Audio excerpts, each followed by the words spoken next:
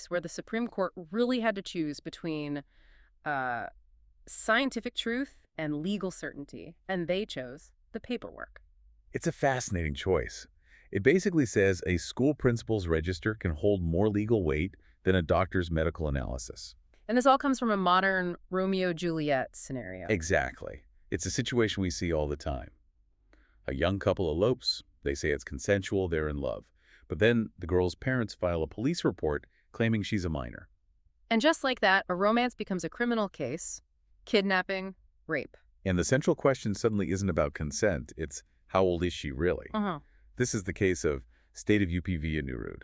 In this case, the high court actually tried to step in, right? They saw parents were, weaponizing these age records to lock up boys. They did. The High Court ordered mandatory medical tests to get to the, quote, scientific truth of the girl's age. They were aiming for what you might call moral justice. Trying to stop the POCSO Act from being misused against teenage sweethearts. But the Supreme Court immediately struck that down. They said you cannot break procedural law just because you don't like the outcome. That feels incredibly rigid. I mean, why would the Supreme Court block a medical test? If we have the science to determine bone age, why would you trust a piece of paper that could be wrong or even faked? Well, because that scientific truth, it's actually a bit of a myth in this context. A myth? How so? An ossification test, a bone age test, isn't a pinpoint measurement. It usually comes with a margin of error, often plus or minus 2 years. Wow. And in a criminal case where a single day could be the difference between someone being a partner or a rapist, that level of ambiguity is it's dangerous. The law prefers the certainty of the document. So the document is truly the final word. It is. It's a strict hierarchy under Section 94 of the Juvenile Justice Act. It's not a menu where investigators can pick the evidence they like. It's a rule. An exclusionary one. Yeah.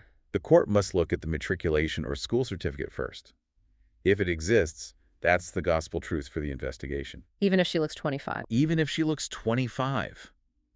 Biology doesn't get a vote if that school paper exists. So what's next in the hierarchy? Only if that certificate is missing can they look at a municipal birth certificate. And only if both are missing can they finally turn to a medical test. The Supreme Court was crystal clear. You can't just jump to the medical test because you think the paperwork is suspicious. And that's where the High Court really tripped up. By ordering these tests, they were basically rewriting the investigation manual. They were overstepping their jurisdiction. You have to remember, this entire debate happened during a bail hearing. The only question should be bail or no bail. Precisely. Instead, the High Court was conducting a sort of mini-trial, digging into the facts of her age and setting a new policy for the whole state. The Supreme Court said that's not what a bail hearing is for. You can't have a factual inquiry before the trial has even started. That makes sense, legally, but it feels like it brings us right back to the human tragedy. We're left with adolescents trapped in a system that labels them as criminals because of a rigid rule.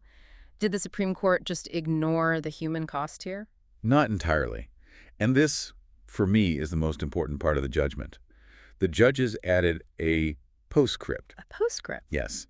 It was essentially a judicial signal flare aimed directly at Parliament.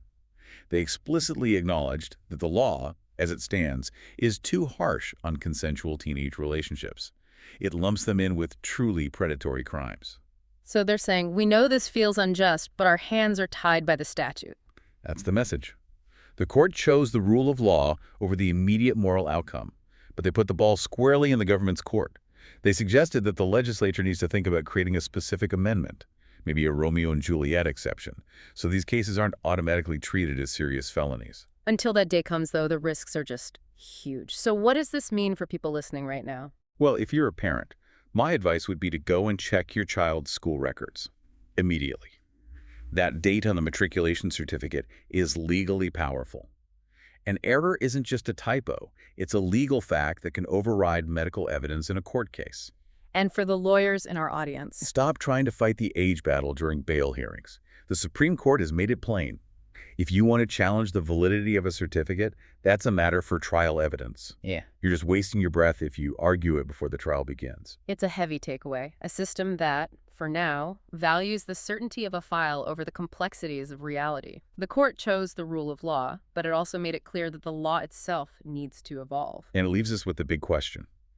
Should our legal system prioritize the truth we find in a lab or the order we find in a registry? For now, The registry wins. Thanks for joining us on this deep dive. We'll catch you on the next one.